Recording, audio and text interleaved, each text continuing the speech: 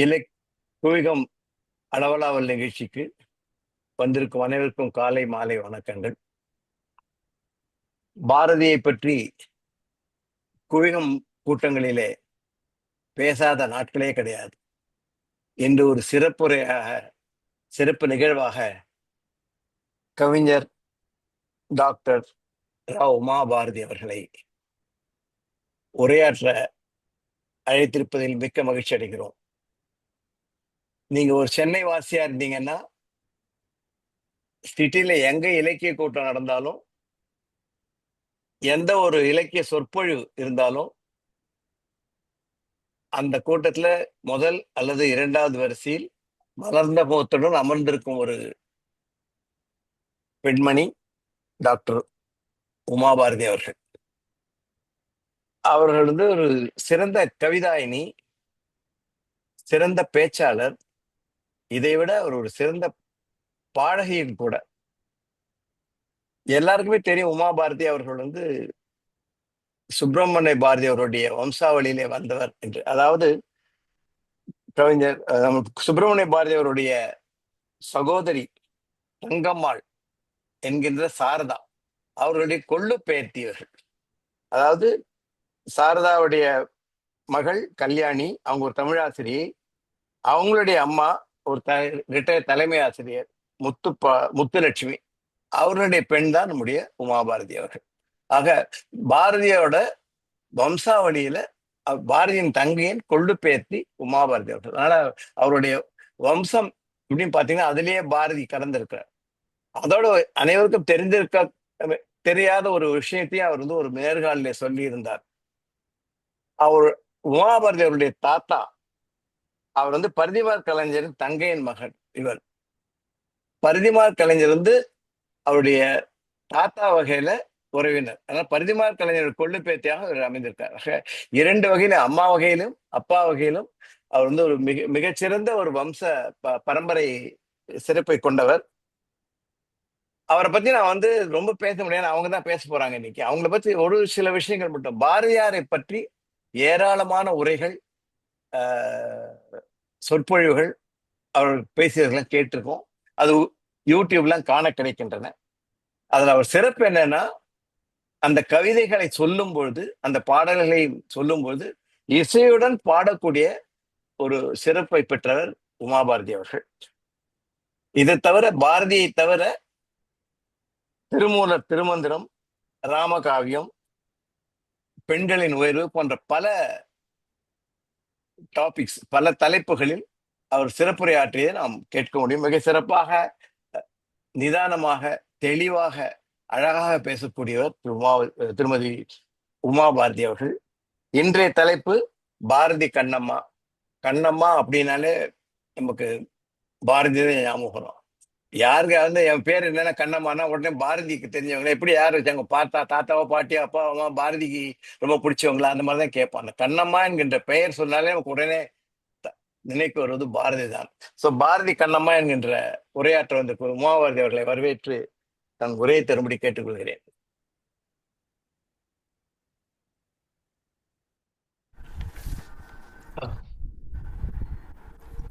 சுட்டும் விழிச்சூடர்தான் கண்ணம்மா சூரிய சந்திரரோ, வட்டக்கரிய விழி கண்ணம்மா வானக்கருமை கொல்லோ, பட்டுக்கரு நீல பூடவை பாதித்த நல்வயிரம், நட்ட நடுநிசியில் தெரியும் நட்சத்திரங்களடி.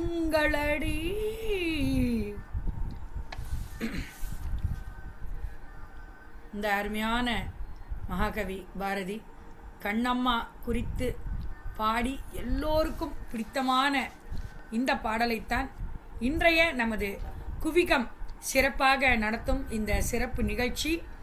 மகளிர் தினமாக வேற இருக்கிறது. அதனாலே எல்லோருக்கும் இந்த தலைப்பு பிடிக்கும் என்பதால் பாரதி கண்ணம்மா என்ற இந்த தலைப்பை கொடுத்து அதை ஒப்புக்கொண்டமைக்கு இந்த குவிகம் சார்பில் அனைவருக்கும் இந்த பாடலை சமர்ப்பணம் செய்து எனது உரையை நான் துவங்குகிறேன். அனைவருக்கும் இனிய காலை மாலை வணக்கங்கள். இந்த குவிகத்தை மிக அருமையாக கொண்டு சென்று கொண்டிருக்கும் தொழில்நுட்ப திறமையாளர் அப்படின்னு தான் சொல்லணும் திரு சுந்தரராஜன் அண்ணா அவர்களை, அவருக்கு இணையாக நமது கிருபா அண்ணா இருக்கிறார்கள். அத்துடன் டாக்டர் பாஸ்கர் அவர்கள், நமது வாவேசு அண்ணா அவர்கள், அத்துடன் எனது மகளின் ஆசான் அம்மையார் வந்திருக்கிறார்கள். கேந்திரிய வித்யாலயா ஆசிரியை திரு பாஸ்கர், திருமதி பாஸ்கர் ஆகியோர். இன்னும் சிலரை தெரியும், சிலரை தெரியாது. அனைவருக்கும் ஒரு சிறப்பான ஒரு வணக்கத்தை நான் முதல்ல தெரிவிச்சுக்கிறேன். பாரதி கண்ணம்மா, இந்த பாரதியின் கண்ணம்மா அப்படின்னு முதல்ல கிருபா அண்ணா எழுதியிருந்தார்.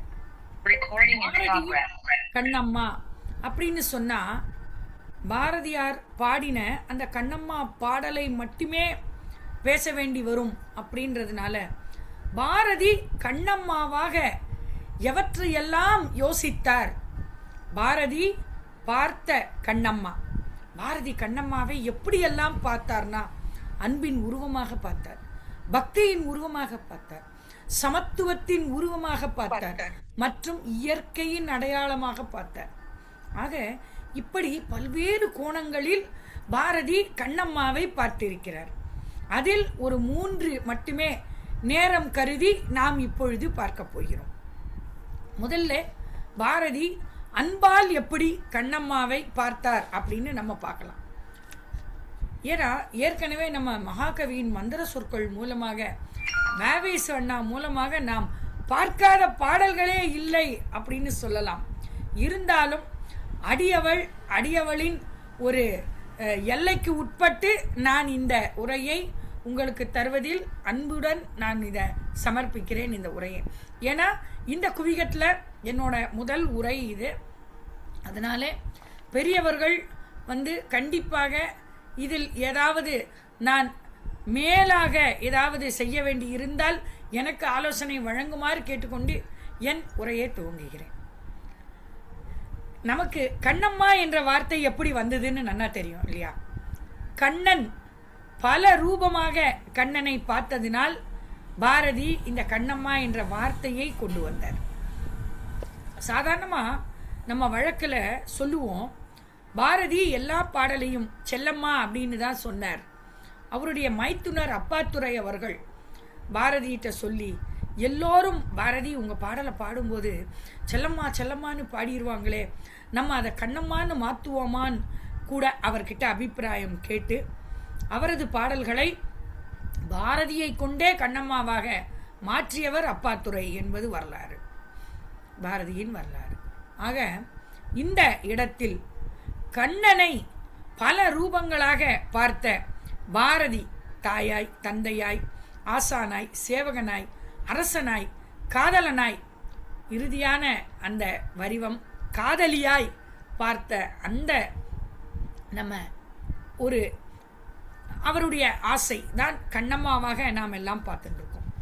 ஏன்னா நமக்கெல்லாம் நல்லா தெரியும், நாயன்மார்களும் ஆழ்வார்களும் இந்த நாயக நாயகி பாவத்தில் ரொம்ப தலை சிறந்தவா. ஆண்டாளை பற்றி தெரியும் நமக்கு. தன்னை பெண்ணாகவும் கண்ணனை ஆணாகவும் நினைத்து ஆண்டாள் பாடிய பாசுரங்கள் வாரணமாயிரம். சூழ வலம் செய்து நாரணன் நம்பி நடக்கின்றான், நின்றதில் பூரண பொற்குடம் வைத்து புறவம் தோரணம் நாட்ட கனாக்கண்டேன் தோழின்னு கனவு கண்டவள் ஆண்டாள். சரி, ஆண்டாள் மட்டும்தானா, ஆழ்வார்கள் மட்டும்தானா, நாயன்மார்கள் இல்லையான்னு கேட்டா, மாணிக்க வாசகர் அழகாக திருவம்பாவையில தன்னை ஒரு பெண்ணாகவும் இறைவனை ஆணாகவும் நினைத்து அவர் பாடிய திருவம்பாவை நமக்கெல்லாம் நன்றாக தெரியும். ஆதியும் அந்தமும் இல்லா அரும்பெரும் ஜோதியை யான் பாட கேட்டேயோ வாய்த்தடங்கன் மாதே வளருதியோ நின்சவிதான் அப்படின்னு அந்த திருவம்பாவை நமக்கெல்லாம் தெரியும். ஏன்னா மார்கழி மாதத்துல திருப்பாவை பாடி முடிச்ச உடனே திருவம்பாவையும் பாடுவோம். அந்த நாயக நாயகி பாவம் நமக்கெல்லாம் தெரியும். ஆனால் முதலாக இந்த நாயக நாயகி பாவத்திலேயே தான் ஆணாக இருந்ததினால் தான் ஆணாகவே இருந்து கொண்டு இறைவனை பெண்ணாக வரித்த ஒரு அன்பு பாரதிக்குத்தான் உண்டு. கண்ணனை காதலியாக வரித்து, கண்ணம்மாவாக வரித்து, அன்பு செய்து, பக்தி செய்து, சமத்துவம் செய்து, நாயக நாயகி பாவத்துக்கு கொண்டு வந்து, ஏன் இயற்கையாக கூட அந்த கண்ணம்மாவை பாடியது பாரதி. நாம இன்னைக்கு அதிலே சிலவற்றை பார்க்க போகிறோம். கண்ணம்மா என் காதலி அப்படின்னு தான் இந்த 6 பாடல்கள் வருது. முதல்ல நாயக நாயகி பாவம் நான் சொன்னேன் இல்லையா, அதுல ரொம்ப அர்த்தம் தெரிஞ்ச மாதிரி நாயக நாயகி பாவம் முழுமையா எந்த பாட்டுல வருதுன்னு கேட்டா, அழகாக பாடுறார் பாரதி. ஆங்க பொழுதில் 2 பேரும் கடற்கரைக்கு போறார்கள். காதலனும் காதலியும் கடற்கரைக்கு போகிறார்கள். அங்க பொழுதிலன் பின்புறத்திலே ஆள் நின்று கண் மறைக்கவே, காதலியே கண் மறைக்கிறார். பாங்கினில் கையிரண்டு தீண்டி அறிந்தேன், பட்டுடை வீசு கமல் தன்னில் அறிந்தேன், ஓங்கி வரும் உவகை ஊற்றில் அறிந்தேன், ஒட்டும் 2 உள்ளத்தின் தட்டில் அறிந்தேன்கிறார். என்ன ஒரு அற்புதமான வார்த்தை! அந்த வரிகள், ஒட்டும் 2 உள்ளத்தின் தட்டில் அறிந்தேன். நான் ஏற்கனவே உன்னை தெரிஞ்சுட்டேன். நீ கைய வச்சு என் கண்ணை மூடினே இல்லையா, அப்பவே உன்னுடைய உணர்ச்சி எனக்குள்ள வந்துருது. நான் உன்னை பார்த்துட்டேன். எங்க? என் மனக்கண்ணுல நான் உன்னை பார்த்துட்டேன். இப்படி ஒரு மிக உயர்ந்த ஒரு ரத்தினம் மாதிரி ஒரு வார்த்தை. ஒட்டும் 2 உள்ளத்தின் தட்டில் அறிந்தேன். நீ கண்ணத்தை தட்டுற, என் கண்ணை மறைக்கிற, இந்த பாவத்திலே நான் என்னை மறந்தேன் அப்படிங்கிறார். சொல்றார், சிரித்த ஒலியில் கண்ணம்மா கைவிலக்கி நெரித்த திரைக்கடலில் என்ன கண்டிட்டாய், நீலவானில் என்ன கண்டிட்டாய், திரண்டு உருண்டு வரும் நுரையில் என்ன கண்டிட்டாய், சின்ன குமிழியில் என்ன கண்டிட்டாய். உடனே பதில் வருது, கண்ணனான காதலிக்கிட்டேந்து பதில் வருது. திரைக்கடலில் நின்முகம் கண்டேன், நீலவானில் நின்முகம் கண்டேன், திரண்டு உருண்டு வரும் நுரைகளின் நின்முகம் கண்டேன், சின்ன குமிழிகளிலும் நின்முகம் கண்டேன், பிரித்து பிரித்து ஆராய்ந்து பார்த்து மேகத்தினிடையே நின்முகம் கண்டேன். இப்படின்னு ஒரு பதில் பாரதியை தவிர வேற யாரால சொல்ல முடியும்? அந்த அன்பிலே தோய்ந்து தோய்ந்து எழுந்து அந்த வரிகள் ஒவ்வொன்றும் வைரங்களாக வந்து விடுகிறது. எங்கு பார்த்தாலும், ஏன்னா நீல திரைக்கடலாகட்டும், வானமாகட்டும், நீர்க்குமிழியாகட்டும், எல்லாவற்றிலும் நான் கண்ணனையே காண்கிறேன் அப்படின்ற அந்த காதலி பாவம் இருக்கே. எல்லா பொருளிலும், எந்த பொருளிலும், எவ்விடத்திலும் கண்ணபிரானே அப்படின்னு நம்மாழ்வார் பாடுவார். உண்ணும் சோறு பருகு நீர் தின்னும் வெற்றிலையும் எல்லாம் கண்ணன் எம்பெருமான் என்று என்றே கண்கள் நீர் மல்கி மண்ணினுள் அவன் சீர்வளம் மிக்கவன் ஊர்வினவி திண்ணம் என் இளமான் புகும் ஊர் திருக்கோளூரேன்னு ரொம்ப அழகா பாடுவார் நம்மாழ்வார். இப்படி ரொம்ப அந்த எங்க பார்த்தாலும் அந்த கண்ணனை அன்பால பார்க்கிற அந்த பாவத்தை நாம பாரதியிடம் இந்த கண்ணம்மாவாக பார்க்க முடிகிறது. அடுத்தது குழந்தையாக பார்க்கிறார். ஏன்னா கல்யாணம்னா குழந்தை தானே அடுத்தது பிறக்கணும் இல்லையா? அடுத்த பாடல்ல குழந்தையாக பார்க்கிறார்.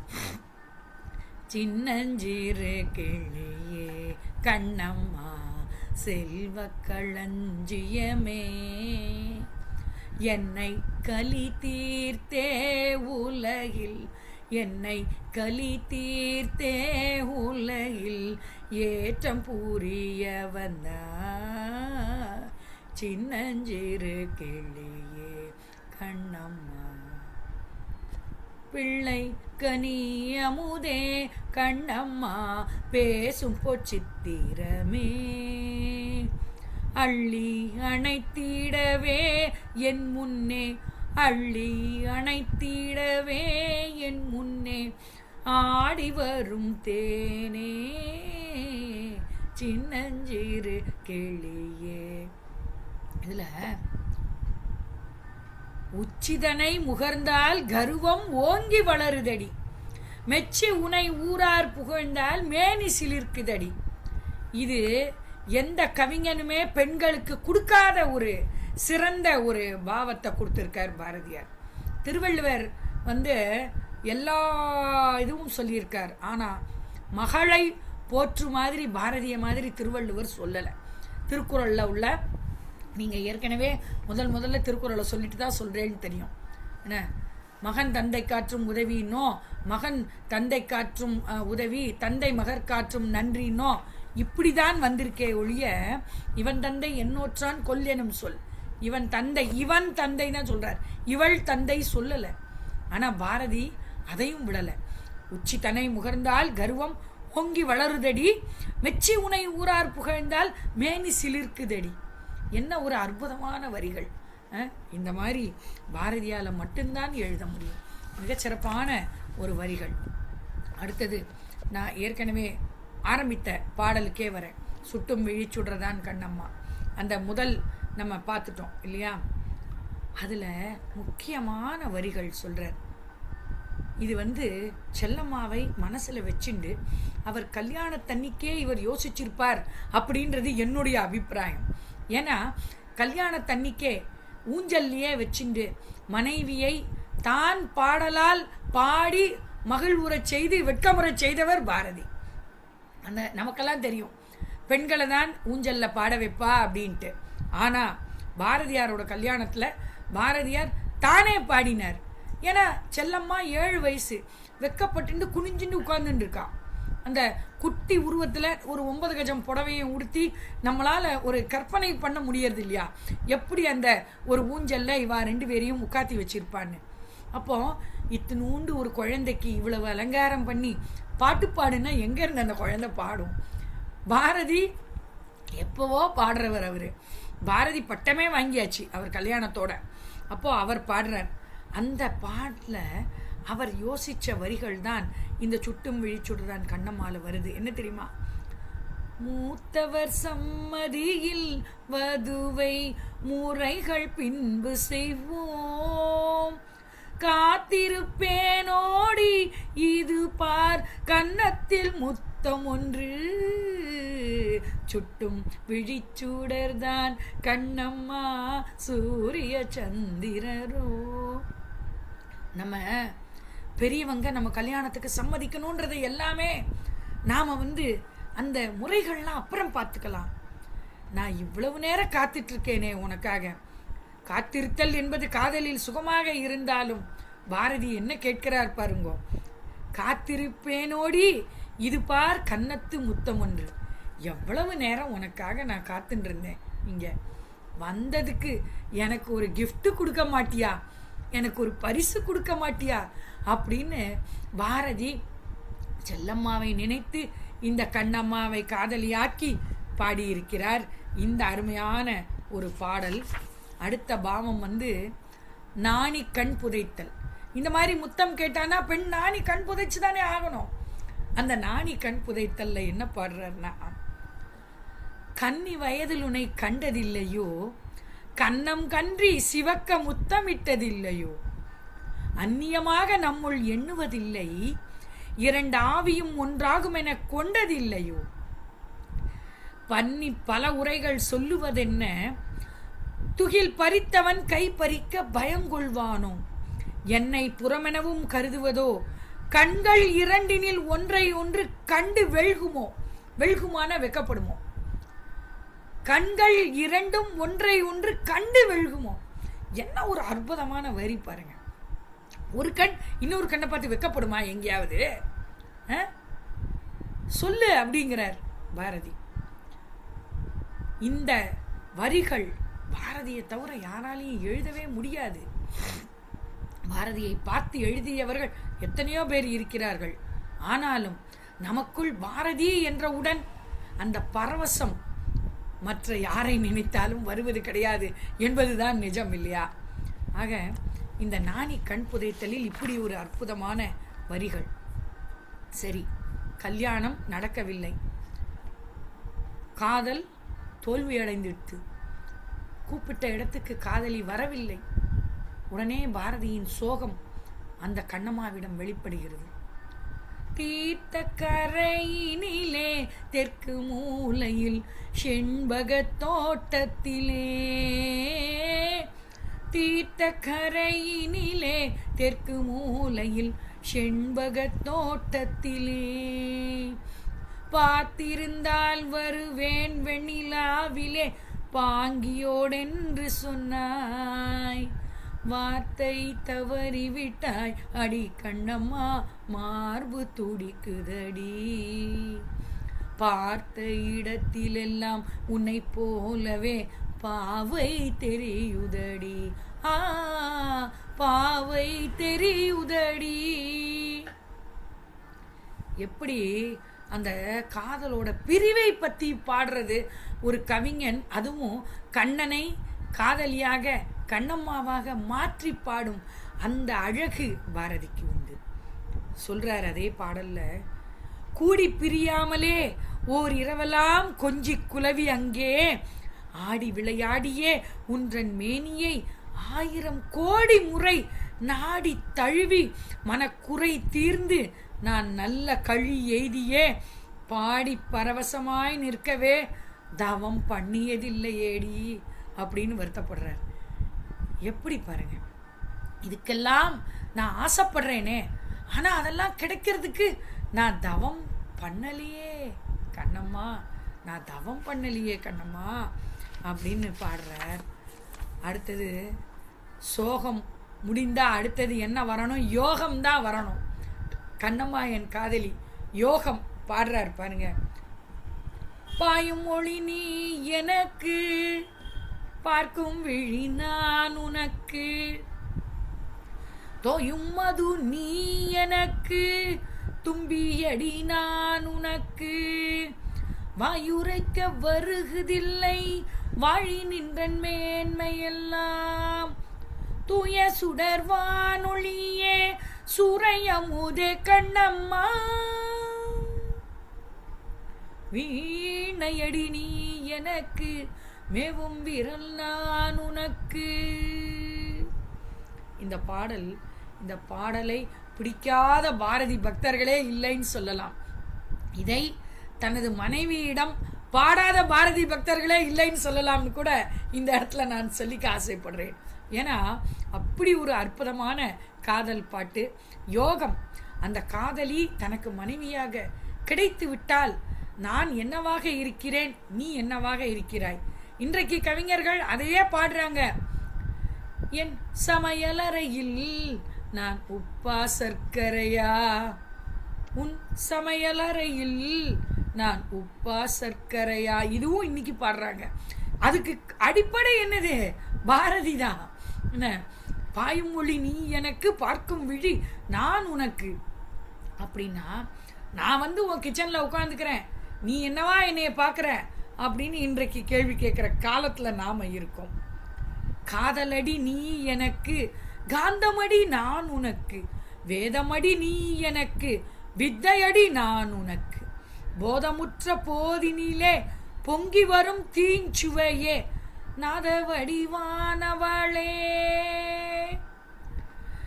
நாத வடிவானவளே நல்ல உயிரே கண்ணம்மா.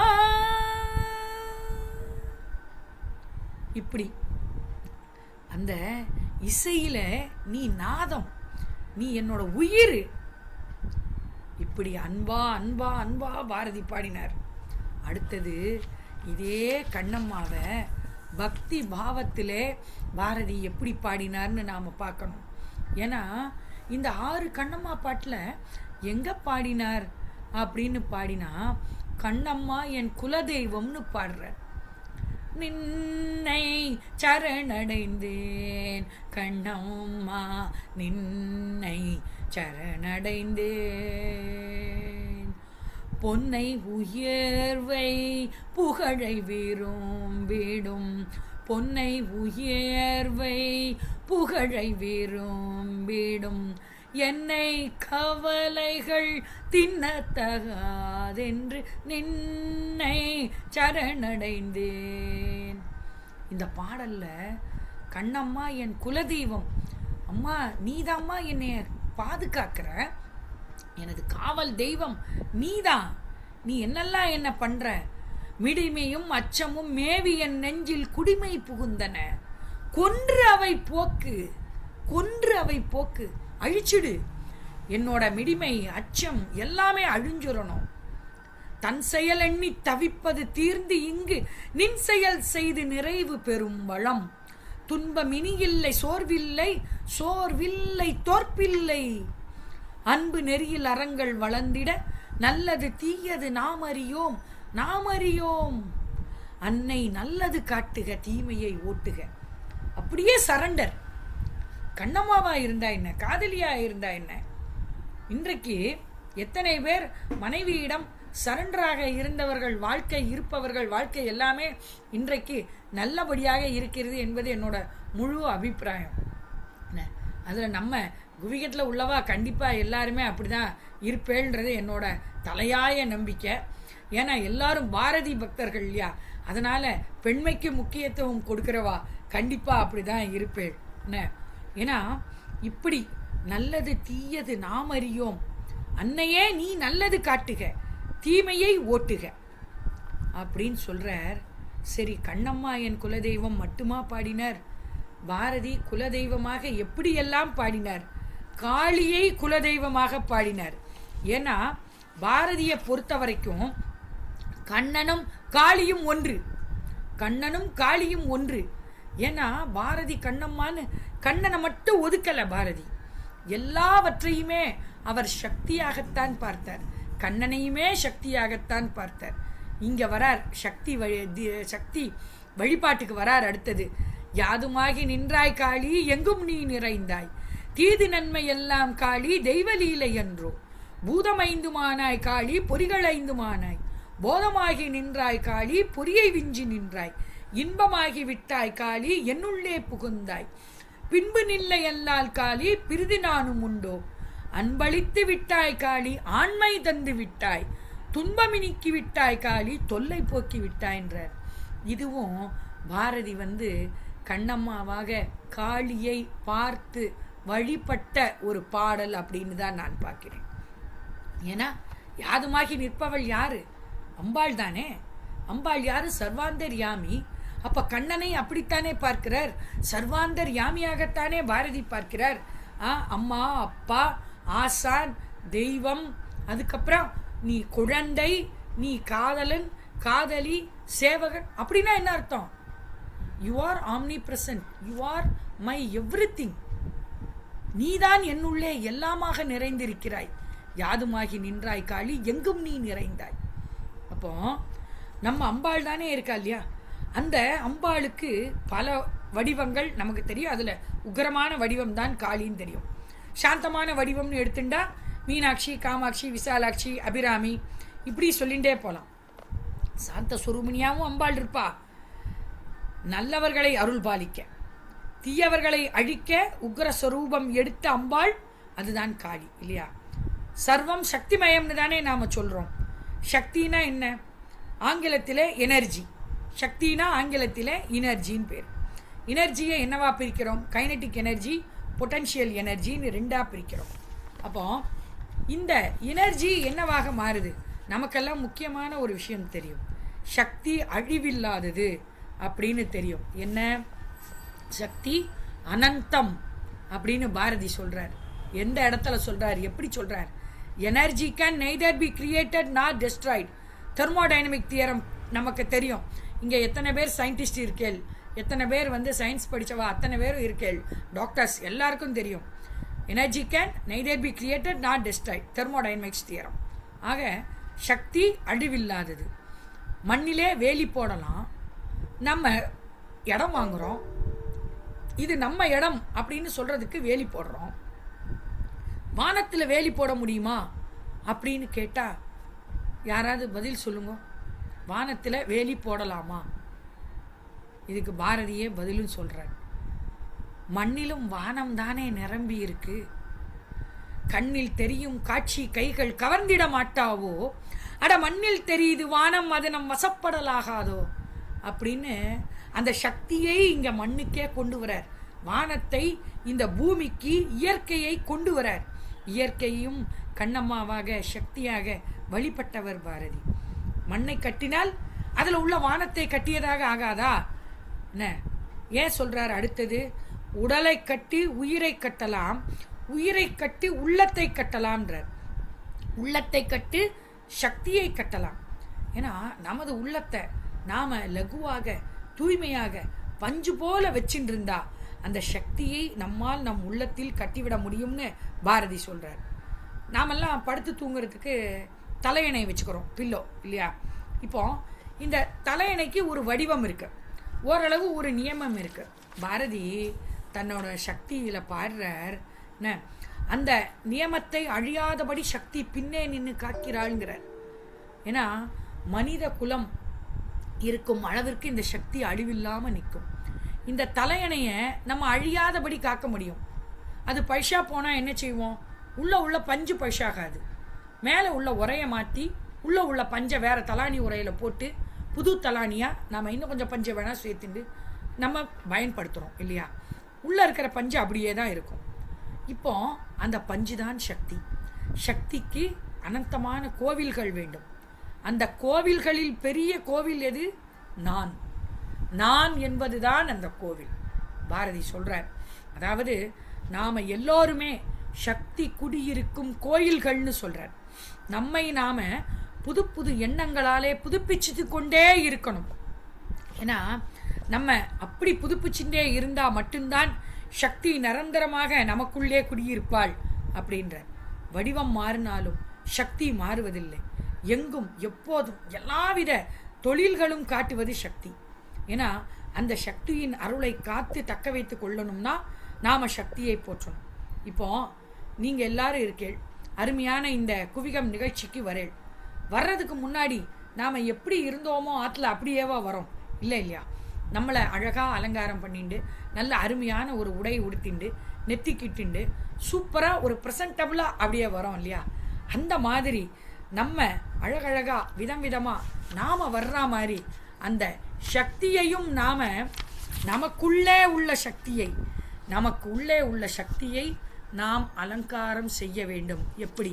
அன்பாலே, பண்பாலே, அற்புதத்தினாலே, நம்ம ஆக்கத்தினாலே நம் உள்ளே உள்ள அந்த சக்தியை போற்றி பாதுகாக்கணும். நம்ம வடிவத்தை மாத்திரம் போற்றிவிட்டு, அதாவது நம்மள வடிவத்தை மாத்திரம் போற்றிவிட்டு நமக்கு உள்ள சக்தியை நாம் போற்றாம இருந்தால் நாம சக்தியை இழந்துடுவோம். we will lose our energy. So சக்தியின் பொருட்டாக நாம் சக்தியை போற்ற வேண்டும்.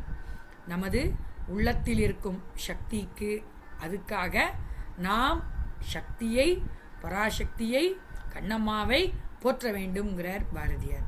துன்பமில்லாத நிலையே சக்தி, தூக்கமில்லா கண் விழிப்பே சக்தி, அன்பு கனிந்த கனிவே சக்தி, ஆண்மை நிறைந்த நிறைவே சக்தின்றார். இப்படித்தான் சக்தி வடிவமாக பார்க்கிறார். இதைத்தான் திருமூலரும் சொல்றார். உள்ளம் பெரும் கோயில், ஊன் உடம்பு ஆலயம், வள்ளல் பிரானார்க்கு வாய் கோபுரவாசல், தள்ளத் தெளிந்தார்க்கு சீவன் சிவலிங்கம், கள்ளப் புலனைந்தும் காளா மணிவிளக்கே அப்படின்னு இதைத்தான் சொல்றார். உள்ளம் பெரும் கோயில், அதுல இருக்கிற அந்த சிவனை, அதுல இருக்கிற அந்த சக்தியை நீ தவறாமல் போற்ற வேண்டும், நீ தவறாமல் பாதுகாக்க வேண்டும். ஏன்னா நம்மளுள்ள இந்த சக்தி எவ்வாறெல்லாம் அவதாரம் எடுத்திருக்கிறாள்னா ஆற்றலின் செயல்திறன் தான் இந்த சக்தி. சூரியன் உதிப்பதிலிருந்து, பயிர் பச்சைகள் செழிப்பதிலிருந்து, ஜீவராசிகள் நடமாடுவதில் இருந்து எல்லாவற்றிற்கும் ஆதாரம் அடிப்படையான அந்த சக்தி அம்பாள் தான். அதனால்தான் மகாகவி யாதுமாகி நின்றாய் காளி எங்கும் நீ நிறைந்தாய்னு பாடுறார். இப்படி சொன்ன பாரதி தெய்வ ரூபத்தை வழிபட்டாச்சு. சமத்துவத்தை பத்தி என்ன சொல்லியிருக்காருன்னு பார்க்கணும். ஏன்னா கண்ணம்மாவை அவர் சாதாரணமாக பார்க்கலை. முதல்லயே சொன்னேன், அன்பாக, தெய்வமாக, சமத்துவமாக, இயற்கையாகவும் பாடியிருக்கார். அதனால இப்ப சமத்துவமாக என்ன சொல்லியிருக்காருன்னு நம்ம கண்டிப்பா பாரதியை பார்த்தே ஆகணும்.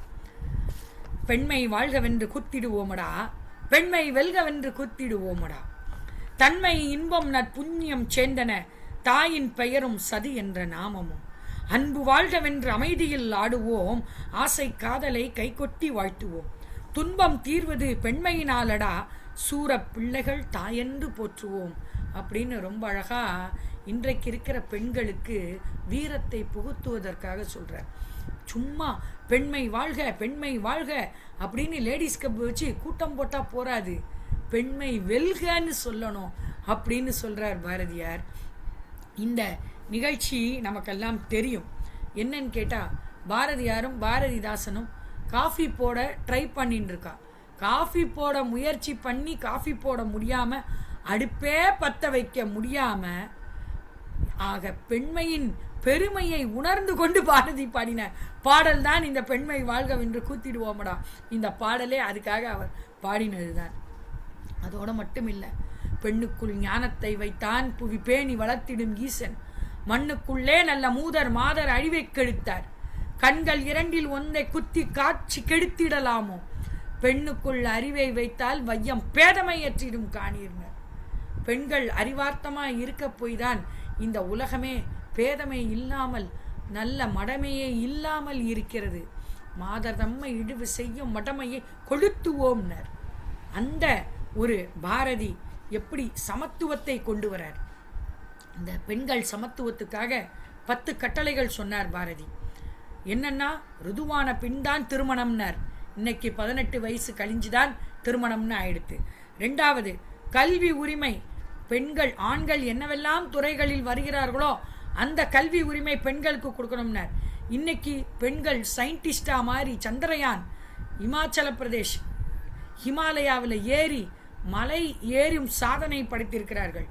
விமானம் ஓட்டுகிறார்கள், ரயில் ஓட்டுகிறார்கள், எல்லா துறையிலும் பெண்கள் வந்து விட்டார்கள். ஆக கல்வி உரிமை பெண்களுக்கு வழங்கப்பட்டு விட்டது. இது பாரதியின் 2வது கனவு நனவாகிவிட்டது. ஏட்டையும் பெண்கள் தொடுவது தீமை என்று எண்ணி இருந்தவர் மாய்ந்து விட்டார், வீட்டுக்குள்ளே பெண்ணை பூட்டி வைப்போம் என்ற விந்தை மனிதர் தலை கவிழ்ந்தார் பாருங்க. இது என்னுடைய கொள்ளுப்பாட்டி, பெரிய கொள்ளுப்பாட்டி. சார் அறிமுகம் பண்ணும்போது என்னுடைய கொள்ளுப்பாட்டியின் பெயர் சாரதாம்பாள் சொன்னார். எனது கொள்ளுப்பாட்டியின் பெயர் தங்கம்மாள், அவர்களது அக்காவின் பெயர் சாரதாம்பாள், என்னுடைய பெரிய கொள்ளுப்பாட்டி. அவர்கள்தான் பாரதிக்கு ரொம்ப பிரியமான தங்கை. என்னன்னா, அந்த பாட்டி, அந்த சாரதாம்பாள் பாட்டி தன்னுடைய 11வது வயதில் திருமணமாகி 12வது வயதில் கைம்பெண் நிலையை அடைந்தவர். ஒரே வருடத்தில் கணவனை இழந்து கைம்பெண்ணாகி தலையை மழித்து நார்மடி உடுத்தி அறைக்குள்ளே பூட்டி வச்சுட்டாங்க. அப்படிப்பட்ட சமயத்திலே காசியிலிருந்து வந்த பாரதி வந்து வீட்டில் இருக்கிற எல்லோரையும் சாடுறார். எல்லாரையும் குசலம் விசாரித்து சாரதாவை காணலைன்னு உடனே தேடுறார். அப்போ இந்த மாதிரியான ஒரு நிலைமை சாரதாக்கு ஆயிடுத்துன்னு உடனே பாரதி குதிக்கிறார். ஏன்னா ரௌத்ரம் பழகுன்னு நம்மளுக்கே சொல்றவர் இல்லையா, அவருக்கு தன்னுடைய அழகான தங்கை, ஆசையான தங்கைக்கு இந்த கொடுமை நேர்ந்ததுன்னு உடனே கொதிக்கிறார் பாரதி. உடனே சாரதாவை அந்த அறையிலேருந்து வெளியில கொண்டு வாங்கோ, வந்து அவளுக்கு ஆத்திலேயே கல்வி கத்துக்கிறதுக்கு ஆசிரியரை கொண்டு வாங்கோ, அவள் வெளியிலே போகணும், சுதந்திரமாக போகணும் அப்படின்னு சொல்லி என்னுடைய கொள்ளுப்பாட்டியை, பெரிய கொள்ளுப்பாட்டியை அந்த அறையை விட்டு வெளியே கொண்டு வந்தவர் பாரதி. அந்த பாட்டியால என்னவெல்லாம் சாதிக்க முடிஞ்சது தெரியுமா? என்னுடைய பாட்டி, அம்மாவோட அம்மா கல்யாணி சார் அழகா சொன்னார், தமிழாசிரியை. அந்த பாட்டியை சாத்தூரிலே தனியாக ஒரு வீடு எடுத்து கூட்டிக் கொண்டு போய் அங்க வைத்து 6ஆம் வகுப்புலேருந்து 10ஆம் வகுப்பு, அப்ப எல்லாம் ஃபர்ஸ்ட் ஃபார்ம், நம்ம அதை 10ன்னு இப்போதுக்கே சொல்லிக்கலாம், அந்த கல்வி மேற்கல்வி படிக்க வைத்து மதுரையிலே கேம்ப்ரி ஹால் அப்படின்ற டீச்சர் ட்ரைனிங் இன்ஸ்டிடியூட் இருக்கு, அங்கு ஆசிரியர் பயிற்சி படிக்க வைத்து என்னுடைய பாட்டியை தனியாக வீடு எடுத்து தங்கி எப்படி 12 வயதில் கைம்பெண்ணான ஒரு பெண்ணை பாரதி தன்னுடைய தங்கையை வீட்டிலிருந்தே அவர் விடுதலையை, பெண் விடுதலையை ஆரம்பித்தவர் பாரதி. அதுக்காக தான் இந்த நிகழ்வை இங்கு நான் பதிவு செய்கிறேன். ஏன்னா எல்லோரும் நாம நினைச்சுட்டு இருப்போம், நிவேதிதா தேவியை கண்ட பிறகுதான் பாரதி பெண்களுக்காக இப்படி ஒரு சுதந்திரம், பெண் விடுதலைக்காக சுதந்திரம் பெற்றார். பெண் விடுதலை நிவேதிதா தேவியை சந்தித்த பிறகு மனைவிக்கும் விடுதலை கொடுக்கணும்னு ஆசைப்பட்டார். ஆனால் பெண் விடுதலை என்பது தன்னுடைய வீட்டிலேயே தொடங்கி என்னுடைய பாட்டியை ஒரு சிறந்த ஆசிரியையாக பரிணமிக்க வைத்தது அந்த சாரதாம்பாள் பாட்டி. இது பாரதியார் ஏட்டையும் பெண்கள் தொடுவது தீமை என்றெண்ணி இருந்தவர் மாய்ந்து விட்டார், வீட்டுக்குள்ளே பெண்ணை பூட்டி வைப்போம் என்ற விந்தை மனிதர் தலை கவிழ்ந்தார். இந்த நிகழ்வு, இந்த பாடல் என்னுடைய பாட்டிக்காக பாடப்பட்டது என்பதை இந்த இடத்தில் நான் பதிவு செய்ய ஆசைப்படுகிறேன். ஆக ருதுவான பெண் விவாகம், கல்வி உரிமை, சுதந்திரமான விவாகம், இன்றைக்கு பெண்களுக்கு அது கிடைத்திருக்கிறது. அதாவது தான் விரும்பும் கணவனை அடையும் உரிமை, திருமண விடுதலை கிடைத்திருக்கிறது, பிடிக்காத கணவனை விவாகரத்து செய்யும் உரிமை கிடைத்திருக்கிறது. அதே ஒரு மறுவிவாகம் அவர்கள் செய்து கொள்ளவும் பாரதி ஆசைப்பட்டார், அதுவும் நடந்திருக்கிறது. ஆக அவருடைய 5 கனவு நனவாகிவிட்டது. 6வது சொல்கிறார், சொத்தில் சம உரிமை பெண்களுக்கு வேண்டும் என்று பாரதி ஆசைப்படுகிறார். இன்றைக்கு பெண்களுக்கு தகப்பனாருடைய சொத்தில் சம உரிமை என்பதை நாங்கள் நீதிமன்றத்தில் நிலைநாட்டி கொண்டிருக்கிறோம். தனித்து வாழும் சுதந்திரம். சரி, திருமணம்தான் செய்துக்கணுமா என்ன? ஒரு பெண் திருமணமே செய்துக்காம வாழ முடியாதா? அவளையும் தனியாக வாழ விட வேண்டும். அவள் ஒரு தனி தொழில் தொடங்கினாள் என்றால் அதற்கு இந்த சமூகம் அங்கீகாரம் தர வேண்டும் என்று பாரதி ஆசைப்பட்டது. இன்றைக்கு எத்தனையோ பேர் திருமணம் செய்து கொள்ளாமலே அழகாக சிறப்பாக நாட்டை ஆளும் அளவிற்கு வந்திருக்கிறார்கள் என்றால் இது பாரதியின் கனவு நனவாகிவிட்டது. பாரதியின் கண்ணம்மாக்கள் இன்றைக்கு உலகை ஆண்டு கொண்டிருக்கிறார்கள் என்றுதான் சொல்ல வேண்டும். ஆட்சியிலே பதவி வேண்டும், நல்ல படித்தவர்கள் கண்டிப்பாக அரசாங்க பதவியில் அமர வேண்டும் என்று ஆசைப்பட்டார். இன்றைக்கு எத்தனை IAS, எத்தனை IPS, எத்தனை நீதிபதிகள், ஏன் உச்ச நீதிமன்ற நீதிபதிகள் கூட பெண்களாக இருக்கும் ஒரு சிறப்பான ஒரு நிகழ்வை நாம் பார்த்து கொண்டிருக்கிறோம். அதோடு வட்டங்கள் ஆள்வதும் சட்டங்கள் செய்வதும் பாரியில் பெண்கள் நடத்த வந்தோம்னாரே, அது மிகச் சிறப்பாக நடந்திருக்கிறது. அதோட அரசியலில் தலைமை பொறுப்பு வகிக்க வேண்டும் என்றார் நமது அமைச்சர் திருமதி நிர்மலா சீதாராமன் அவர்களும். ஸ்ரீரங்கத்திலிருந்து சென்ற பெண்ணான அமெரிக்க பெண்ணாக மாறிய கமலா ஹாரிஸ் அவர்களும் இன்று அரசியலில் மிக பெரும் பதவி வகித்தவர்கள் என்பது பாரதியின் கனவு நனவாகிவிட்டது என்றுதான் சொல்ல வேண்டும். அடுத்ததாக ஒரே ஒரு சொல்லி என்னுடைய உரையை நிறைவு செய்து கொள்ள ஆசைப்படுகிறேன். ஏனென்றால் அனைவரும் வீடியோவில் வந்து விட்டார்கள், அப்படி என்றால் நேரமாகிறது என்று அர்த்தம் என்று நான் புரிந்து கொள்கிறேன். ஆக இன்னொரு 5 நிமிடத்தில் என்னுடைய உரையை நான் நிறைவு செய்து கொள்கிறேன். முக்கியமாக பாரதியை பற்றி சொல்ல வேண்டும் என்றால், பெண் விடுதலை தான் தேசத்தின் விடுதலை, உங்களை அடிமைப்படுத்துபவர்களிடம் எல்லாம் உங்களை புரிய வையுங்கள் என்று சொன்னார் பாரதி. ஔவையாரின் ஆத்திச்சூடியை நாம் எல்லாம் அறிவோம். அறம் செய்ய விரும்பு, ஆறுவது சினம், இயல்வது கரவேல், ஈவது விளக்கேல் என்று சொல்லிக்கொண்டே போனார். இதையெல்லாம் கஷ்டமாக நினைத்த பாரதி இன்றைக்கு இருக்கும் குழந்தைகள் எல்லோரும் எளிமையாக புரிந்து கொள்ள வேண்டும் என்பதற்காகத்தான் புதிய ஆத்திசூடியை எழுதியவர். அதிலும் முதல் 12 ஆத்திசூடி பெண்களுக்காக எழுதியதாகத்தான் நான் நினைக்கிறேன்.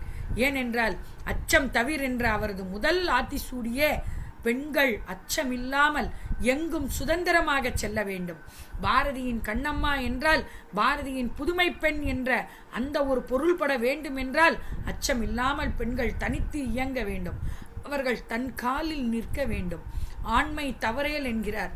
ஆண்மை என்றால் ஆண் தன்மை அல்ல, ஆளுமை தன்மை என்று பொருள். அந்த ஆளுமை தன்மையை பெண்கள் கொண்டிருப்பதால் தான் இன்றைக்கு வீட்டையும் ஆள்கிறார்கள் பெண்கள், நாட்டையும் ஆள்கிறார்கள். ஆக 2வது ஆத்திச்சூடியும் பெண்களுக்காகத்தான். 3வது இழைத்தல் இகழ்ச்சி என்கிறார். தன்னை எந்த இடத்திலும் இழிவுபடுத்திக் கொள்ள ஒரு பெண் விரும்பவே மாட்டாள். ஆக இழைத்தல் இகழ்ச்சி. ஈகை திறன். பெண்களை மாதிரியாக ஈகை குணம் உள்ளவர்கள் கண்டிப்பாக ஆண்கள் கிடையாது என்பதை நான் இந்த இடத்தில் அறுதியிட்டு கூற ஆசைப்படுகிறேன். ஆக ஈகை திறன். உடலினை உறுதி செய். இன்றைக்கு அன்றைய பெண்களை விட்டு தள்ளலாம். நாம் இன்றைக்கு பெண்களை எடுத்துக்கொண்டால் தன் உடலினை உறுதியாக வைத்துக் கொள்ள வேண்டும் என்பதில் அவர்கள் ஜிம்முக்கு செல்கிறார்களோ, உடற்பயிற்சி செய்கிறார்களோ, யோகா செய்கிறார்களோ, ஏதோ ஒன்று தன் உடலை இன்றைக்கு உறுதியாக செய்து கொண்டு இருக்கிறார்கள் இன்றைய பெண்கள். ஆக இந்த பாரதி கண்ணம்மாக்கள் எல்லாம் இந்த ஆத்திச்சூடியை பின்பற்றுபவர்கள் என்று நான் சொல்கிறேன். அடுத்ததாக சொல்கிறார், ஊன் மிக விரும்பு என்று. சமைப்பவர்களுக்குத்தான் நன்றாக சாப்பிட தெரியும் என்பார்கள். ஆக பெண்கள் சமைத்து கொண்டு இருக்கும் வரை அவர்கள் நன்றாக சாப்பிடவும் பிடித்தமானவர்களாக இருப்பார்கள் என்பதையும் இந்த இடத்தில் நான் சொல்லிக்கொண்டு ஊன் மிக விரும்பு என்ற பாரதியின் ஆத்திச்சூடியையும் நான் பெண்களுக்கே சமர்ப்பணம் செய்கிறேன். எண்ணுவது உயர்வு என்பார் பாரதி. எண்ணுவது உயர்வு என்றால் நாமெல்லாம் சொல்லுவோம், பெண் புத்தி பின் புத்தி என்று. அதாவது பின்னால் வரப்போவதை முன்னாடியே உணர்ந்து சொல்லக்கூடிய அந்த ஒரு தன்மை பெண்ணுக்குத்தான் உண்டு. ஆக பெண்கள் எப்பவுமே உயர்வாகத்தான் எண்ணுவார்கள். ஆக எண்ணுவது உயர்வும் பெண்களுக்குத்தான். ஏறு போல் நட நிமிர்ந்த நன்னடை நேர்கொண்ட பார்வை நிலத்தில் யார்க்கும் அஞ்சாத நெறிகளும் திமிர்ந்த ஞானச் செருக்கும் இருப்பதால் செம்மை மாதர் திரும்புவதில்லையாம்னார். ஆக அந்த ஏறு போல் நட அதுவும் பெண்களுக்குத்தான். ஐம்பொறி ஆட்சி கொள் என்ற அடுத்த ஆத்திசூடி சொல்கிறார். ஐம்பொறி நமக்கெல்லாம் தெரியும். கண், காது, மூக்கு, வாய், உடல்.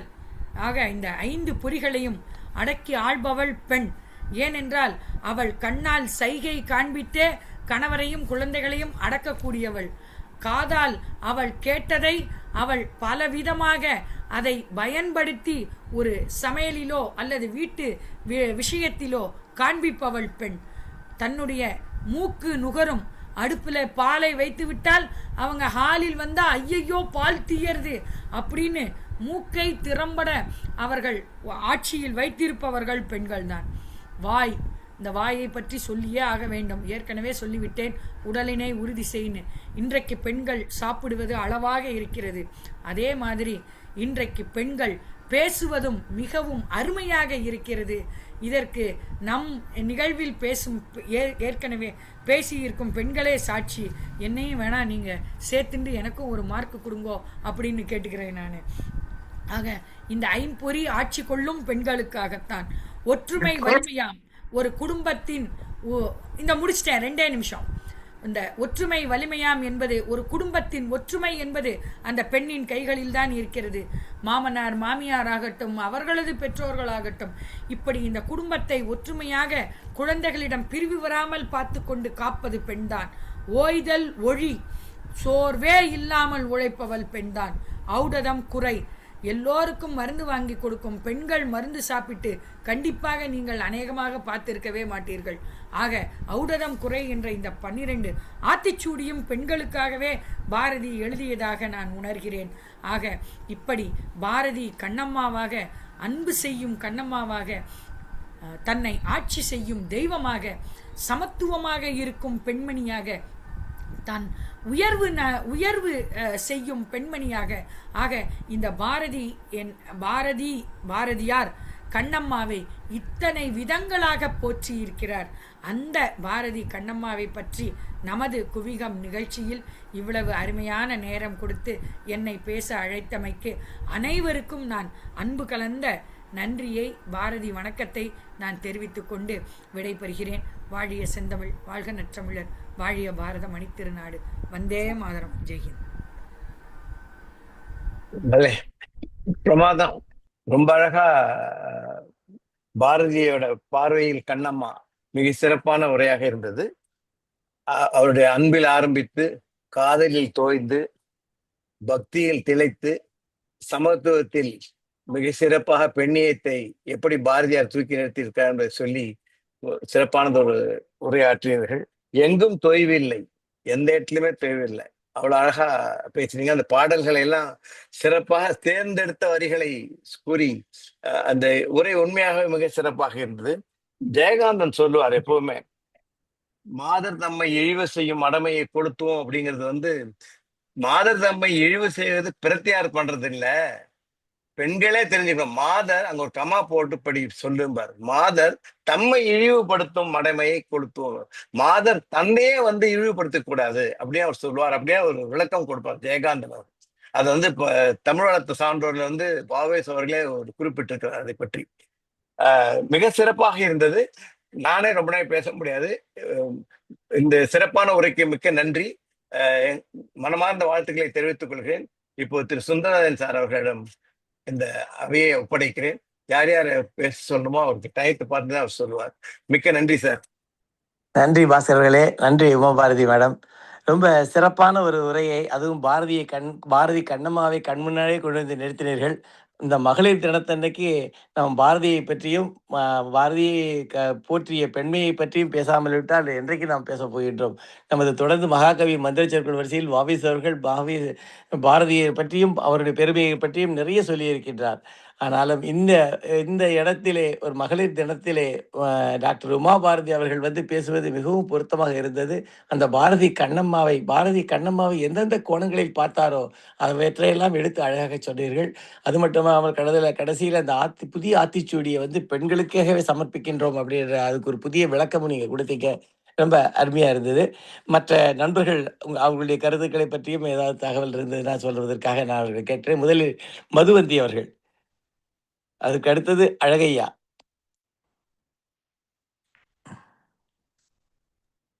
அட்மியூட் பண்ணி. வணக்கம் உமாபாரதி மேடம், ரொம்ப அருமையான உரை. அந்த மகளிர் தினத்துக்கு ரொம்ப பொருத்தமான உரை. அவர் சுந்தரராஜன் சொன்ன மாதிரி நீங்கள் அந்த பாரதி கண்ணம்மா தான் உங்களோட தலைப்பு, அதை அழகாக சொல்லிட்டே வந்தீங்க. நீங்கள் அங்கேருந்து ஒரு ஒரு ஒரு பாய்ச்சல் பண்ணி நேராக ஆத்திசூடிக்கு போய் அச்சம் தவிர வந்து பெண்களுக்கு தான் சொல்லியிருக்காரு அப்படின்னு சொல்கிறது வந்து ரொம்ப ஒரு புதுமையான ஒரு பார்வையாக இருந்தது. ரொம்ப அருமையான பார்வையாக இருந்தது. நீங்கள் அந்த புதிய ஆத்திச்சூடியிலேயே எங்கெல்லாம் வந்து ஒரு பெண்களுக்கு வந்து கூப்பிட்றாருங்கிறது வந்து நீங்கள் அது தனியாக இன்னொரு உரை பண்ணலாம் போல இருக்கு. எதெல்லாம் வந்து அவர் உங்களோட பார்வையில் ஒரு பெண்களுக்கு தான் சொல்லியிருக்காரு அந்த ஆத்திச்சூடின்னு, இளைஞர்களுக்கு சொல்லியிருக்காருன்னு நிறைய வாவேஸ் வந்து ஒரு பெரிய உரை நிகழ்த்தியிருக்காரு. நீங்கள் பெண்களுக்கு எதெல்லாம் சொல்லியிருக்காரு அப்படின்னு உங்கள் பார்வையில் அது ரொம்ப அருமையாக இருந்தது. பாராட்டுக்கள். நன்றி மதுவந்தி. அழகையா சார், நீங்கள் உங்களுடைய வார்த்தையை ஒரு நிமிஷம் சொல்ல முடியுமா, உங்களுடைய கருத்தை? அழகையா சார், அவர் ஃப்ரீஸ் ஆயிருக்கு, என்னன்னு தெரியல. கிரிஜா மேடம், கிரிஜா பாஸ்கர். உமா பாரதி வணக்கம். எனக்கு அவர் மிகவும் நன்கு அறிந்தவர். மிக நிறைய வருடங்கள் அவரோட எனக்கு பழக்கம் உண்டு. பாரதியின் பார்வையில் கண்ணம்மா சொல்லவே வேண்டாம், எத்தனை தடவை சொல்லினாலும் கேட்டுட்டே இருக்கலாம். அந்த ஆத்திச்சூடி விளக்கம் மதுவந்தி அவர்கள் சொன்ன மாதிரி எனக்கும் ரொம்ப பிடிச்சது. எஸ்பெஷலி அந்த ஆண்மை தவறையில் ஆளுமையை தவறவிடக்கூடாது, பெண்களுடைய சக்தியையும் பெண்களுடைய பெருமையையும் ரொம்ப அழகா எம்பசைஸ் பண்ணி சொன்னாங்க. ரொம்ப அழகான உரை. டாக்டர் சொன்ன மாதிரி எங்கேயுமே தொய்வு இல்லை, அதுதான் மெயின். ஒரு ஒரு உரைனா நல்ல அழகா பிளான் பண்ணி எங்கேயுமே தொய்வு இல்லாம நல்ல கோஜென்ட்டா அழகா போனது, ரொம்ப நல்லா இருந்தது. எல்லாரும் உங்களோடய டிராவல் பண்ணினோம். பாரதியை பத்தி கேட்டுட்டே இருக்கலாம். இன்னைக்கு என்ன கிரிக்கெட் மேட்ச் கூட முக்கியம் இல்லை, பாரதி எவ்வளவு முக்கியன்ற மாதிரி எல்லாரும் இருந்து கேட்டுட்டு இருக்கோம். ரொம்ப நன்றி. இவர் மதுவந்தி சொன்ன மாதிரி இன்னொரு உரை பெண்களுடைய பார்வையில், அதாவது நீங்க ஆத்திச்சூடிய இன்னொரு உரை கூட கொடுக்கலாம். மிக்க நன்றி. அருமையா சொன்னீங்க சார். டாக்டர் வாவேசு சார், முத்தாய்ப்பா, நீங்க வந்து எல்லாத்தையும் தொகுத்து நீங்க பேசுற மகாகவி வந்திர சொற்கள் பேசுவதை போல ஒரு அத்தாரிட்டி எங்களுக்கு வேற யாரும் இல்லை. நீங்க பாரதிக்கு அத்தாரிட்டி நீங்க தான். நீங்க இந்த நேரத்தில் சொல்லுங்கள் உங்கள் கருத்துக்களை. டாக்டர் உமா பாரதி வந்து என்னுடைய அன்புக்குரிய சகோதரி, எங்க வீட்டு பெண். நான் சென்னையில் இருக்கும் போதெல்லாம் ஃபோன் பண்ணி சொன்னா ஏதாவது உங்களுக்கு வேணுமா, what you want I will do அப்படின்ட்டு ரொம்ப அப்படி அன்புக்கும் பாசத்துக்கும் உரிய பெண். அதாவது பாரதி பரம்பரையில் இருக்கக்கூடிய அப்படிதான் இருப்பாங்க. அது பற்றி ரெண்டாவது ஒப்பீனியனே கிடையாது. நம்ம டாக்டர் முதல்ல சொன்னது மாதிரி அறிமுகத்தில் எல்லா இலக்கிய விழாக்களுக்கும் வரக்கூடியவர்கள். எல்லா பேச்சுகளுக்கும், அவருடைய பல பேச்சுகளுக்கும் போது எனக்கு சில முறை பேசுவார், கூப்பிட்டு கேட்பார், நிறைய ப்ரிப்பேர் பண்ணுவாங்க. அதாவது வந்து அவர் வந்து புதிய ஆத்திசூடி பற்றி யூடியூப்லேயே அவர் பேசியதெல்லாம் இருக்கு. அதில் நான் கூட சொல்றது உண்டு. நான் என்னுடைய உரையில் நான் சொல்லியிருக்கேன். அதாவது பெண்களுக்காக இன்று பேசியிருக்காரு, நாளைக்கு வந்து ஆண்களுக்காக பேசான்னு அதையும் பேசுவார் உமா பாரதி. அதனால வந்து அவர் பேச தெரிந்தவர்கள், பட்டிமன்றம் நிறைய கலந்து கொண்டிருக்கார், நிறைய உழைப்பு இருக்கிறது. அது நான் நினைக்கிறது எப்படின்னா, இவ்வளோ உற்சாகம். அதுவும் இல்லை, இன்னைக்கு வந்து உமா பேசினது வந்து எனக்கு ரொம்ப மகிழ்ச்சி. என்ன அப்படின்னா, பெண்களுடைய தினமான விளங்கக்கூடிய தினம் இது. இந்த பெண்கள் தினத்திலே ஆண்கள் எல்லாம் பெண்களை போற்றுகிறோம், இந்த பெண்களை போற்றுகிறோம், தாய்மையை போற்றுகிறோம். ஆனா பெண்கள் எல்லாம் போற்ற வேண்டிய 2 ஆண்கள் உண்டு இந்தியாவில். அந்த 2 ஆண்கள், ஒன்று பாரதியார், இன்னொன்று விவேகானந்தர், சுவாமி விவேகானந்தர். ஆகவே பெண்கள் போற்றக்கூடிய ஆணை பற்றி பெண்ணுரிமை தினத்திலே ஒரு பெண் பேசியிருக்கிறார். அதுதான் ரொம்ப முக்கியம். அவர்கள் வந்து பெண்ணுரிமைன்னு சொல்லிட்டு இன்னொரு பெண்ணை பத்தி பேசல. பாருங்க, இந்தியாவுடைய பெரிய பெருமை அதுதான். அந்த தத்துவ பெருமை என்பது, ஒரு பெண் பெண்ணுரிமை பற்றி பேசுகிறாள், ஆனால் யாரை முன்வைத்து பேசுகிறாள் சொன்னா பாரதியாரை. அந்த பாரதியார்ல எத்தனையோ செய்தி நீங்க கேட்டிருப்பீங்க. அதுல வந்து ரொம்ப அந்த வேகமா சொல்லி கொண்டு போனார், அது விளக்குவதற்கல்ல. தன்னுடைய தங்கை கைமையினாலே வாடி நிற்கும் பொழுது தலையை முண்டனம் செய்து கொண்டு இருக்கக்கூடிய இந்த காட்சியை பார்க்க முடியாது பாரதியார். பின்னாடி வந்து இவன் நம்ம சிவசங்கரி அம்மா வந்து அவருடைய சூரிய வம்சத்திலும் அவருடைய பாலங்கள்லாம் எழுதுறாரு அதை பத்தி, எப்படி பெண்கள் அந்த காலத்துல உடை மூலமாக உருவம் மூலமாக எல்லாம் இது பண்ணது ரொம்ப ஒரு நெகிழ்ச்சியான அதெல்லாம் நடுவுல சொன்னார்கள். அதாவது வந்து பாரதியுடைய வரிகள் பற்றி முதல்ல எனக்கு என்ன அப்படின்னா, ஃபர்ஸ்ட் இன்றைக்கு வந்து நல்ல இன்னைக்கு அமெரிக்காவில் ஒரு முக்கியமான தினம் எனக்கு அப்படின்னா, இந்த டைம் சேஞ்சிங்க, இந்த டே, இது நான் 1 மணி நேரம் முன்னாடியே வந்து உட்காந்துட்டேன். பிகாஸ் டைம் சேஞ்ச் எனக்கு தெரியாது. ரொம்ப முக்கியமான தினம். அந்த முக்கியமான தினத்துல காத்தால எழுந்த உடனே கிட்டத்தட்ட ஒரு 40-50 பாரதியினுடைய பாடல் வரிகள், அது கேட்டாலே போறோம் அந்த பாடல் வரிகள். அதுல முக்கியமா அவர்கள் சொன்ன இந்த இந்த காதல்ல வந்து இந்த பாயமொழி நீ எனக்கு பார்வையிட நானுல வந்து அது யோகம் என்பது பாரதி சொன்னார், அது குறிப்பிட்டார். எது முக்கியமான விஷயமோ அது உமா குறிப்பிட இருக்கவே மாட்டா, அவெல்லாம் கையில முடிச்சு போட்டு வச்சுட்டு இருப்பான் எந்த பொண்ணா. 1 மணி நேரம் நான் பேசின பேச்சுக்கு வந்து கேட்டா கரெக்டா யாரு கேட்டானா கரெக்டா வாவே சொன்னா இந்த இடத்துல சொன்னீங்களே சூப்பர் அப்படின்ட்டு போயிடுவா. அதுதான் முக்கியமா நான் நினைச்சதா இருக்கும். She things பேரலி with thought process. ரொம்ப அருமையா இருந்தது இன்னைக்கு. இன்னொரு விஷயம் என்னன்னா, இன்னைக்கு அவ வந்து ஒரு பட்டியல் போட்டார்கள், பாரதியார் சொன்ன எப்படி பாரதியினுடைய கனவு நனவாய் இருக்கிறது என்று. அதிலே லிஸ்ட் போட்டாலே இன்னைக்கு வந்து ஒரு செய்தி, ஒரு மெசேஜ். 2 விஷயம். ஒண்ணு, குவிகத்துக்காக அவர்கள் இன்று பேசினார்கள் என்பதில் மகிழ்ச்சி. 2வது, மகளிர் தினத்துக்காக ஒரு முக்கியமான அறிவிப்பை பாரதி செய்தியாக கொடுத்தார் என்பது இன்னொன்று. எப்படி வந்து ஒரு சாண்ட்விச்சை வந்து 2 பக்கம் ஒன்றுத்துல ஜாம் ஒரு பட்டரை தடவி சாப்பிட்றோமோ, அதுபோல இன்னைக்கு ஒரு மிக சுவையான, நான் காலையில இருக்கிறதுனால எனக்கு ஒரு பிரேக்ஃபாஸ்ட், ஈவினிங் இருக்கிறவங்களுக்கு ஈவினிங் ஸ்நாக்ஸ். அதுல முக்கியமான செய்தி நான் குறிப்பிட விரும்புவது, இன்னைக்கு வந்து நான் பேப்பர்ல பார்த்தபோது எஸ்பிஜி என்று சொல்லக்கூடிய ஸ்பெஷல் ப்ரொடெக்ஷன் குரூப், நம்ம பிரைம் மினிஸ்டர் இருக்கிற குரூப்ல முதன்முறையாக ஒரு பெண்மணி சேர்த்து கொள்ளப்பட்டிருக்கிறார். ஒரு ஐபிஎஸ் ஆபீசர் வந்து ஒரு மிசோரம் சேர்ந்த ஒரு north eastern lady, for the first time in India SPG for Modi, அதான் மீன் பிரைம் மினிஸ்டர், ஒரு லேடி வந்திருக்கா. அப்படின்னா எந்த அளவு அந்த தொடர்ச்சி வருகிறது, அது ரொம்ப அருமையா சுட்டி காட்டினார்கள் உமா அவர்கள்.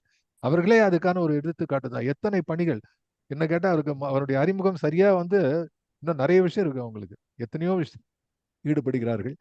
குறிப்பா பாரதியை பற்றி சொல்லக்கூடிய இந்த இந்த நிகழ்ச்சியில ஒன்று பாரதி பற்றிய செய்திகள், பாரதியினுடைய கண்ணம்மா, அப்புறம் அந்த கண்ணம்மா எப்படி பேர் வந்து அப்பாதுரை சொல்லி வந்தது, நிறைய செய்திகள். இன்னைக்கு நீங்க அவர் சொன்னது வந்து நம்ம கிரிஜா சொன்னது மாதிரி தொய்வில்லாத பேசி கொண்டிருந்தார் என்ற கிரிஜா சொன்னார், ரொம்ப கரெக்ட். மறுபடி கேட்க வேண்டிய இடங்கள் சிலது இருக்கு. ஏன்னா பாரதியுடைய வரிகள் தவிர வாழ்க்கையை பற்றி சில இடங்கள் சொன்னார்கள். ஒரே ஒரு கருத்தை சொல்லி நான் நிறைவு செய்கிறேன் அவர்களை பாராட்டிட்டு. பாரதியினுடைய பெண்ணுரிமை பற்றியும் பெண்கள் விடுதலை பற்றியும் பாரதி நிவேதிதாவிடமிருந்து தான் பெற்றார்கள் என்பது அது சரியில்லை, அதுக்கு முன்னாடியே இருக்கிறதுன்னு ஒரு வார்த்தை சொன்னார்கள். அது உண்மைதான், அதை நான் வழிமொழிகிறேன். ஆன்மீகத்திலே இருக்கக்கூடியது நாட்டு விடுதலைக்கு போராட வேண்டும், இதெல்லாம் அங்கிருந்து வந்தது பாரதிக்கு. அவரே தன்னுடைய குரு என்று சொல்கிறார். ஆனால் பெண்ணுரிமை பற்றி, பெண்களை பற்றி தமிழிலே பாரதி காசியிலே பேசியிருக்கிறார். காசி வாழ்க்கையில் இருக்கும்போது பாரதி ஒரு சொற்பொழிவு நடத்துகிறார். நம்ம பாரதி எங்க போனாலும் கவிதை, சொற்பொழிவு, அது இல்லாத அவருக்கு வாழ தெரியாது. அது ஆரம்பத்திலே இது வரலாற்றில் இருக்கிறது. காசிமா நகரத்திலே தமிழிலே பெண்களை உயர்வை பற்றி பேசியிருக்கிறார். ஆகவே இதெல்லாம் இந்த வரலாற்றை எல்லாம் குறிப்பிட்டு சொன்னார்கள். ஒரு பாரதியினுடைய வழித்தோன்றலாக விளங்கக்கூடிய அன்புக்குரிய சகோதரி குவிகத்துக்காக நேரம் கொடுத்து மிக அருமையாக உழைத்து பட்டியல் போட்டு பேப்பர் வச்சு கொண்டு அவ விட்டானா அப்படியே பேசுவார் 1 மணி நேரம். ஆனா நான் பார்த்தேன் இன்றைக்கு இந்த நேரத்துக்குள்ள முடிக்கணும்னு லிஸ்ட் போட்டு வச்சு எவ்வளவு பெரிய உழைப்பு. நீ நிறைய வெகு காலம் பாரதிக்கு தொண்டாற்றி கொண்டு நீ இருக்க வேண்டும் என்று நான் வாழ்த்துகிறேன். வயதின் காரணமாக ஆசி கொடுக்கிறேன். பாரதியினுடைய பேச்சை எங்கு கேட்டாலும் நாம் மகிழ்கிறோம். அந்த அளவிலே குவிதத்தினுடைய ஒரு அற்புதமான இந்த வாட்டி என்ன ஆகிப்படுத்தி, ஞாயிற்றுக்கிழமை புதன்கிழமை 2 ஒன்னா சேர்ந்துருச்சு. ஆகவே அன்பு சகோதரிக்கு, மிக பாசமுள்ள என்னுடைய சகோதரிக்கு என்னுடைய வாழ்த்துக்களையும் ஆசைகளையும் தெரிவித்து நிறைவு செய்கிறேன். நன்றி, வணக்கம். நன்றி வாவேசு சார், ரொம்ப அழகாக சொன்னீர்கள். இன்றைக்கு ஞாயிற்றுக்கிழமையா புதன்கிழமையான்னு எனக்கு ஒரு சந்தேகமே வந்தது.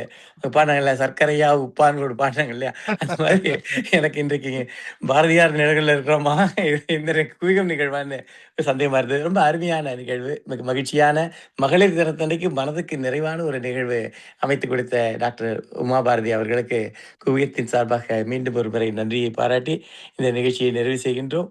அடுத்த வாரம் என்ன நிகழ்வு என்பதை பற்றி தெரிந்து கொள்ள டிரைவர் அவளுடன் இருப்பீர்கள். 15ஆம் தேதி உங்களுக்கு தெரியும், குவிகம் குறும்பு தினம் போட்டிகள் வைத்திருந்தோம். அதில் 24 கதைகளை தேர்ந்தெடுத்திருக்கின்றோம். அதாவது குவிகம் குறும்பு தினம் மாத இதழில் மாதம் 2 குறுநாவல்களாக அவை வெளிவரும். அதற்கு அந்த 24 நாவல்களில், குறுநாவல்களில், குறும்புதினங்களில் எவை 3 மிகச் சிறந்தது என்று அவற்றுக்கு 10,000, 6,000, 4,000 முதல் 2, 3வது பரிசுகளை வழங்குவதற்காக காத்துக் கொண்டிருக்கின்றோம். அதற்கு நமது மதிப்பிற்குரிய கீழாம்பூர் அவர்களை தேர்ந்தெடுக்கும்படி கேட்டுக்கொண்டும், அவரும் சிறப்பாக தேர்ந்தெடுத்து பட்டியல் போட்டு எல்லாவற்றையும் அனலைஸ் பண்ணி இப்பொழுது இன்னும் ஒரு நாட்களில் நமது கைக்கு வந்துவிடும். வருகின்ற 15ஆம் தேதி முதல் பரிசு யாருக்கு, 2ஆம் பரிசு யாருக்கு, 3ஆம் பரிசு யாருக்கு என்று பரிசு பெற்றவர்களும் நடுவர்களும் மற்றும் அதில் கலந்து கொண்ட அனைவரும் வாசகர்களும் அனைவரும் கலந்து கொள்ள ஒரு சிறப்பான நிகழ்வாக அமையப் போகின்றது. அதற்கு முன்னாகவே இப்படியே தோன்றுகிறது, அது ஒரு மிக மகிழ்ச்சிகரமாகவும் சிறப்பான நிகழ்வாகவும் அமையும் என்பது இப்போதே நல்ல தீர்மானமாக இருக்கின்றது. மீண்டும் அடுத்த வாரம் சந்திப்போம். வணக்கம்.